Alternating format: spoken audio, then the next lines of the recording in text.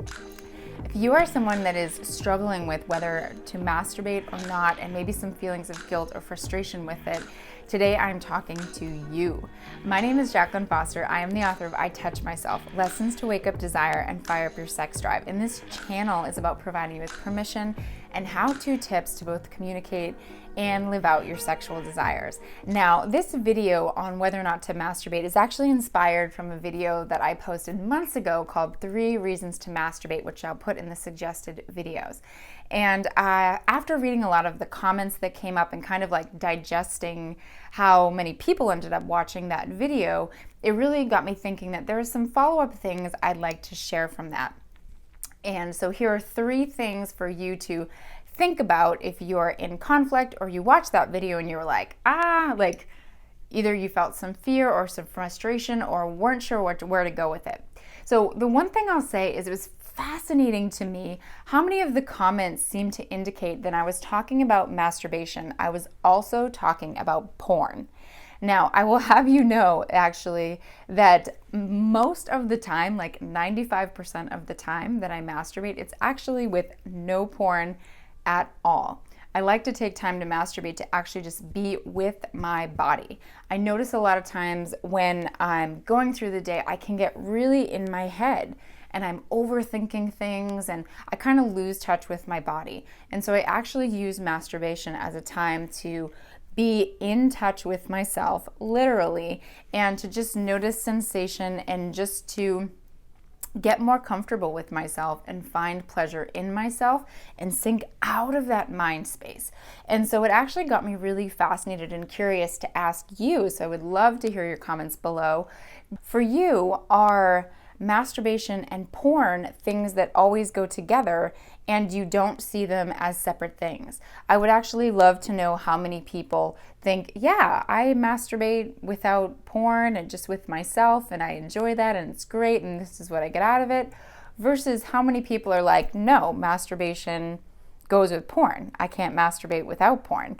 I'd actually be really curious to see.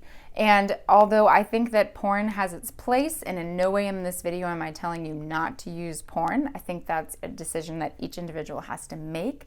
I do think it's interesting as a reflection to see, do you feel like they have to go together?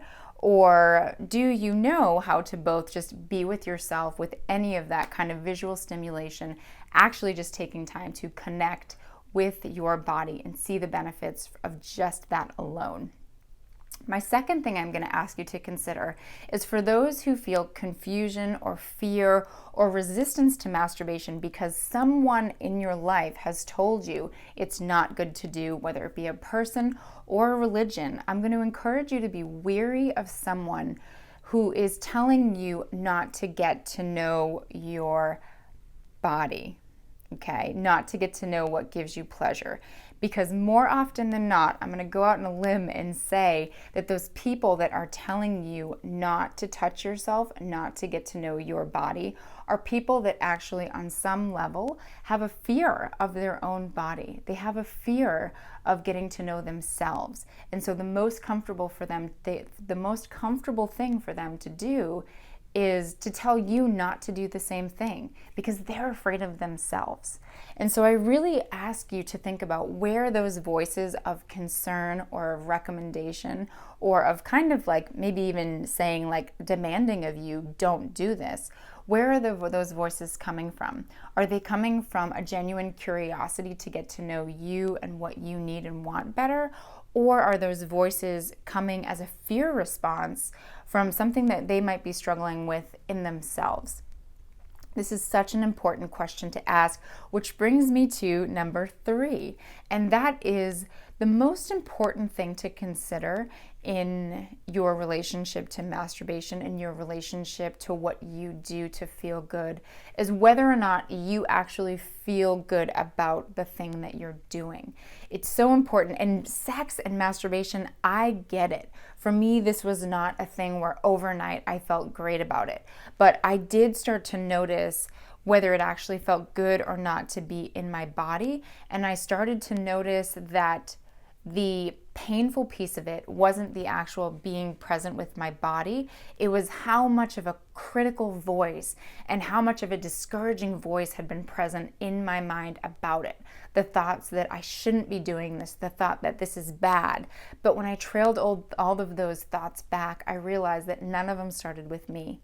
They came from someone who was afraid of it, someone who wasn't able to have a conversation with me about it and to really be able to talk about the needs and desires that we all have and have an open conversation. And I realized that those people that weren't able to have an open conversation and a dialogue about sex and masturbation and desire weren't going to be the best people for me to explore this with and to get to know myself with. And I have kind of this fundamental belief at this point that our body is the only place that we will spend 24 hours of our time every day of our life. And if I don't know this body, if I don't understand what gives it pleasure, if I don't know how to make myself happy and turn myself on, then I will never be able to fully share that with another person. And so it's crucial that I start to do that and start to get to know myself. And another thing I've realized in connection to that is that our mind is such a powerful thing, and it's so important to take the time to hear the difference between the shoulds and the have tos versus the I want tos. And sex and masturbation can be a very mucky arena in our minds because there's so many shoulds and have tos. So I encourage, if you are feeling any sense of confusion, of frustration, start to tune into your mind and ask yourself how many times there's something that you want to do or you think you want to do, or you want to even start to give yourself permission to have a thought about it. Ask yourself, what are the voices coming up? Is there a lot of shoulds and have tos and shouldn'ts? Or are you allowing the I want to, I'm curious about? And start to see which voices are more prominent in your mind. I would love to hear your comments on these few reflections and to see if any of this relates for you, if any of this brings up more questions. I get that masturbation can be a very charged topic. I get that sex is all the same. And I'd love to continue to provide a forum for people that really have a genuine curiosity about, like, how do I make sense of all this and how do I start to give myself permission for this? So leave your comments and questions below, and I'll make sure to read through them and see if I can even provide more follow-up videos to help give more permission if that's something that you feel like you want or need more of, or more ideas for ways that you can develop that within yourself. So if you enjoy these videos and topics, make sure to come on over to jaclynlaceyfoster.com and pop in your email so that I can send you updates I don't always post here on YouTube. And also make sure to subscribe to this channel. I'm wishing you an amazing day. Keep your desire alive.